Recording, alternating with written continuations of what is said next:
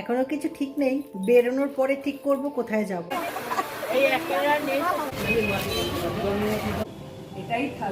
এটাই। Good morning, কেমন আছেন সবাই? প্রিয়াঙ্কা স্টোরি NH44 চ্যানেলে আপনাদের সকলকে স্বাগত নতুন একটা ব্লগে। আজকে আমি ব্লগ ছাদ থেকেই শুরু করলাম।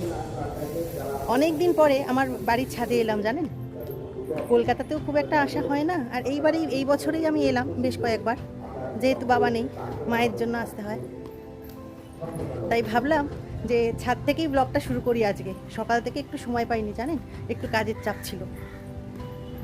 আজকে আবার বাড়িতে আসবে বেশ কিছু গেস্ট, তাদের জোগাড় যন্ত্র করা, তারপরে আজকে আবার একটু বিকেলবেলা বেরোনোর প্ল্যান আছে, কিন্তু এখনই বলছি না কোথায় বেরোবো, ওয়েদারের যে অবস্থা।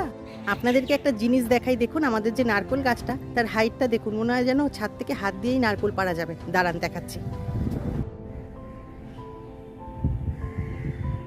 সকালের ব্রেকফাস্টও হয়ে গেছে, আজকে ব্রেকফাস্টে করেছি ম্যাগি। আর আকাশটা দেখুন, বললাম না আকাশটা পুরো কালো একটা দিক, জানি না কত দূর যাওয়া হবে। দাঁড়ান দেখাই আকাশটার অবস্থা। যবে থেকে কলকাতায় এসেছি ওয়েদারটা এই রকমই। যাই তাড়াতাড়ি করে গিয়ে কাজটা সারি।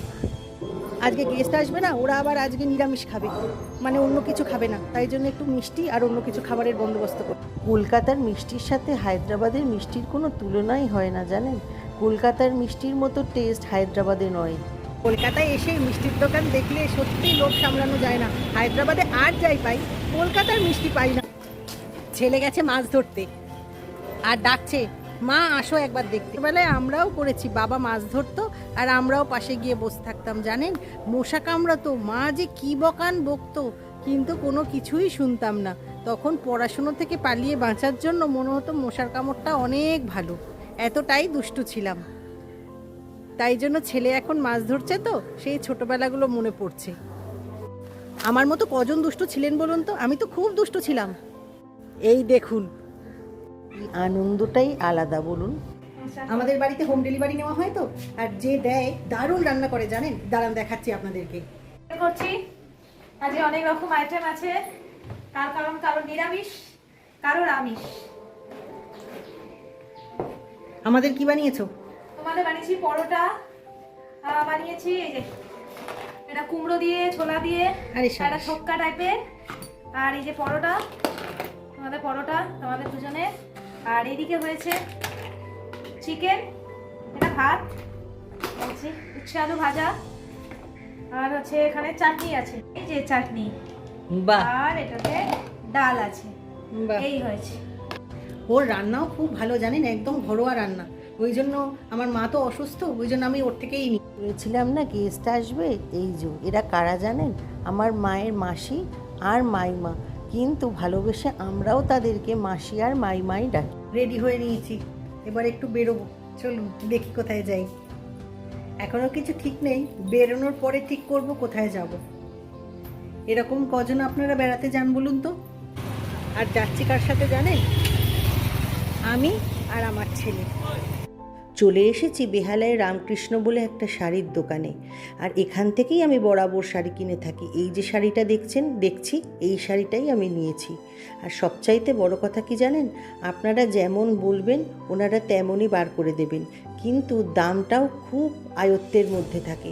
আর এই দেখুন এখানেও চলছে আর একটা শাড়ি নেওয়ার প্রস্তুতি। হাতে যে কমলা শাড়িটা উনি খুলছেন, লাস্টে আমি এটাই নিলাম। ভীষণ সুন্দর আর দামটাও ভীষণ কম। আপনারা যারা বেহালা এবং তার আশপাশে থাকেন এবং পুজোর কেনাকাটা শুরু করবেন ভাবছেন, একবার এই দোকানে এসে দেখতে পারেন, নিরাশ হয়ে ফিরতে হবে না, এবং এদের ব্যবহার ভীষণ ভালো।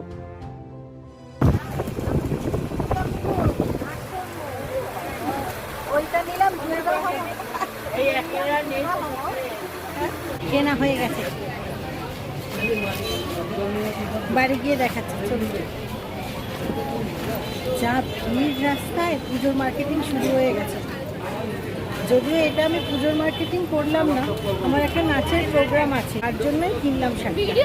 ওখানে এই কালারের শাড়িটা লাগবে, দাঁড়ান বাড়িতে গিয়ে দেখাচ্ছি কি শাড়ি আনলাম, দাঁড়ান দেখাচ্ছি আপনাদেরকে।